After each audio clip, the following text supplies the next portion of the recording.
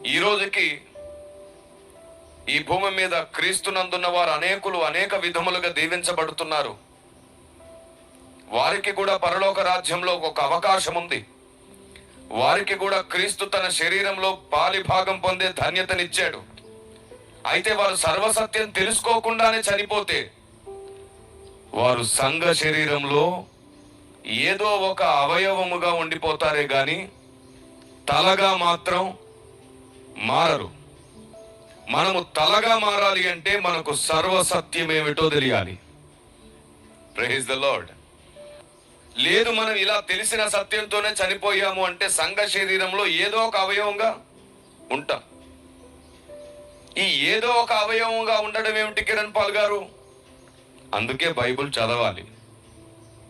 బైబిల్లో ఏముందంటే మనము వేరు వేరు అవయవాలమైనప్పటికీ ఏక శరీరమై ఉన్నాం. మరి మన శరీరంలోని అవయవాలన్నింటికీ ఒకే రకమైన విలువ ఉందా? లేదు కదా. కాళ్ళకుండే విలువ వేరు, చేతికుండే విలువ వేరు. కాలు తగిలితే కోపం వస్తుంది, చేయి తగిలితే పర్లేదు బ్రదర్ అంటాం సింపుల్గా. కాలు తగిలితే చూసి నడవచ్చు కదా అంటాం. ఒకే శరీరంలో ఉన్న అవయవాలకు వేరు వేరు విలువలు ఉన్నాయి. అలాగే నువ్వు ఎన్ని సంగతులు నేర్చుకున్నావు, ఎన్ని సత్యములు తెలుసుకున్నావు అనే దానిని బట్టి నీ అవయవపు స్థాయి పెరుగుతుంది. నువ్వు కాళ్ళ దగ్గర ఉంటావో, లేదా విలువైన చెయ్యిలాగా మారుతావో, లేదు నువ్వు ఇంకా సర్వసత్యాన్ని నేర్చుకునేంత మంచి మనస్సాక్షి కలిగి ఉంటే తలగా కూడా మారుతావు. Praise the lord. సింపుల్గా ఈరోజు నేను కుండ బద్దలు కొట్టి ఒక మాట చెప్తాను. సర్వసత్యంలో ఉండే వారికి ఉండే లక్షణాలు 7. నేను ఈ మాట బహుశా ఎప్పుడు చెప్పలేదేమో. అంటే WCM సైనికులు చాలామంది ఇక్కడ ఉండడాన్ని బట్టి వారికి కూడా ఈరోజు ఇంత దూరం వచ్చినందుకు పరలోక ఆహారం పెట్టాలనే ఒక తపన నాలో కలిగింది. అందుకు చెప్తున్నాను, గుర్తుంచుకోండి. సర్వసత్యములో నిలకడగా ఉండేవారు అని అంట్లా నేను. తలగా ఉండే వారిలో ఉండే లక్షణాలు. ఎవరు తలగా మారుతారు, ఎవరికి సర్వసత్యం అర్థమవుతుంది? 7 లక్షణాలు. మొదటిది, సర్వసత్యం అర్థమవుతున్నా కొలది వాడు ప్రార్థనా గదికి దగ్గర అయిపోతూ ఉంటాడు, దేవునికి దగ్గర అయిపోతూ ఉంటాడు, దేవునితో మాట్లాడే మనసుతో నింపబడుతూ ఉంటాడు. ఆమేన్. దేవునితో మాట్లాడతాడు, మనసు మొత్తం దేవునితో మాట్లాడే పనిలో ఉంటుంది. వాడు నిద్రించినా వాడి మనసు మెలకుగా ఉండి దేవునితో మాట్లాడుతుంది. పరమగీతంలో ఉన్నట్టు, నిద్రించి ఉన్నను నా మనసు మేలుకొని ఉన్నది. దేవుని సర్వసత్యము అర్థమైన వాడి జీవితంలో, తలగా మారవలసిన వాడి జీవితంలో మొదటగా ఉండే లక్షణం ప్రార్థనా గది అనుభవం. వాడు దేవునితో ఎప్పుడు మాట్లాడుతూ ఉంటాడు, దేవుణ్ణి బతిమాలుకుంటూ ఉంటాడు. రెండవ లక్షణం శిష్యత్వం. తన జీవిత కాలంలో ఎప్పుడు శిష్యత్వాన్ని మీరడు. యేసు ప్రభువుకి అన్నదమ్ములు ఉన్నారు, అక్కచెల్లెళ్ళు ఉన్నారు. వీళ్ళు అయ్యా నీ సహోదరులు సహోదరి వచ్చారయ్యా అంటే ఆయన ఏమన్నాడు తెలుసా? నీ తల్లి నీ సహోదరులు వీళ్ళు వచ్చారయ్యా అంటే అసలు ఎవరు నా తల్లి, ఎవరు నా సహోదరులు? నా తండ్రి చిత్తము చొప్పున చెయ్యువారే నా తల్లి నా సహోదరులు అన్నాడు. కాబట్టి శిష్యత్వం చాలా ముఖ్యమైంది. ఒకడు నిజంగా శిష్యుడైతే వాని వలన ఎప్పుడు దేవుని చిత్తం జరుగుతూ ఉంటుంది. Praise the Lord. ఎందుకంటే గురువుకు తెలుసు ఎప్పుడు ఏం చేయాలి, ఎక్కడ వాయిదా వేయాలి, ఎక్కడ నడిపించాలి, ఎక్కడ ఆపాలి, ఎక్కడ ముందుకు పరిగెత్తించాలి. సో మొదటి లక్షణం ఏం చెప్పాను నేను? సర్వసత్యం అర్థమైతే వాడు తలగా స్థిరపరచబడేవాడు, ఇంకా శాశ్వతంగా వాడు తలగా ఉండి తీరుతాడు అనేవాడి లక్షణాల్లో మొదటిది ప్రార్థనా గది అనుభవం, రెండవది శిష్యత్వం. ఇది మానక జరుగుతుంది. శిష్యత్వం చాలా ఇంపార్టెంట్. ఇక మూడవది, ఇతడు భూమి మీద ఉన్న క్రైస్తవులందరినీ అర్థం చేసుకుంటాడు. భూమి మీద ఉన్న క్రైస్తవులందరికీ సత్యాన్ని అర్థమయ్యేటట్టు చెప్తాడు. భూమి మీద ఉన్న క్రైస్తవులందరిలో తప్పులు వెతకడానికి బదులుగా వారికి చెప్పాల్సిన వాటి మీద తృష్ణ కలిగి ఉంటాడు. వారికి బోధించాల్సిన దాని గురించినటువంటి చింత కలిగి ఉంటాడు.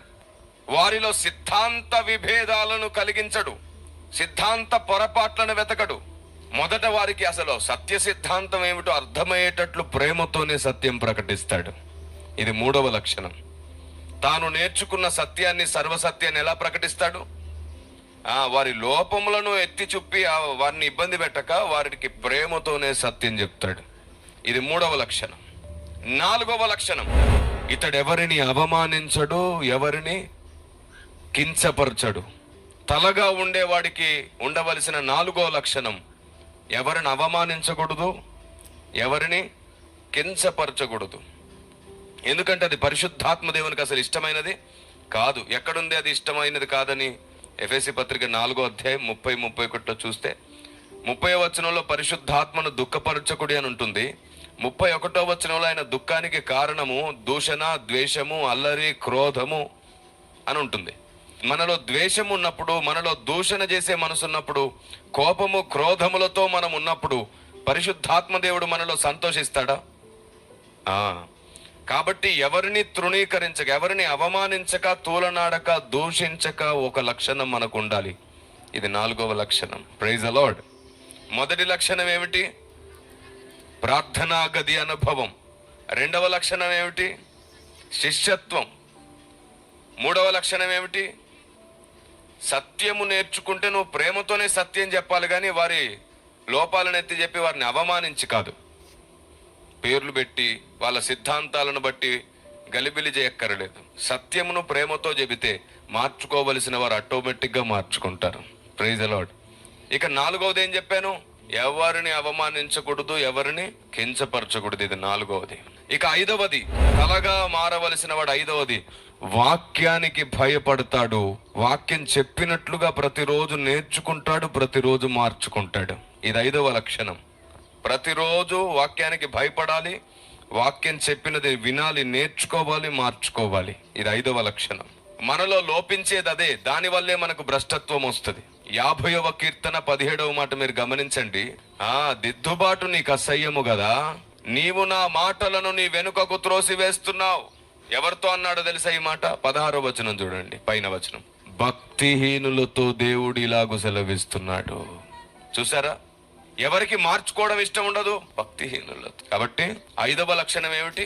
నేర్చుకోవాలి, మార్చుకోవాలి. వాక్యానికి భయపడడం చాలా ఇంపార్టెంట్. మీకు ఒక విషయం చెప్పనా? మీరు దేవునికి భయపడితే ఈ లోకంలో అన్ని రకాలుగా దీవించబడతారు, కానీ వాక్యానికి కూడా భయపడితే పరలోకంలో స్థిరపరచబడతారు. ఆమేన్. కాబట్టి వాక్యానికి భయపడే లక్షణం నేర్చుకునే, మార్చుకునే లక్షణం.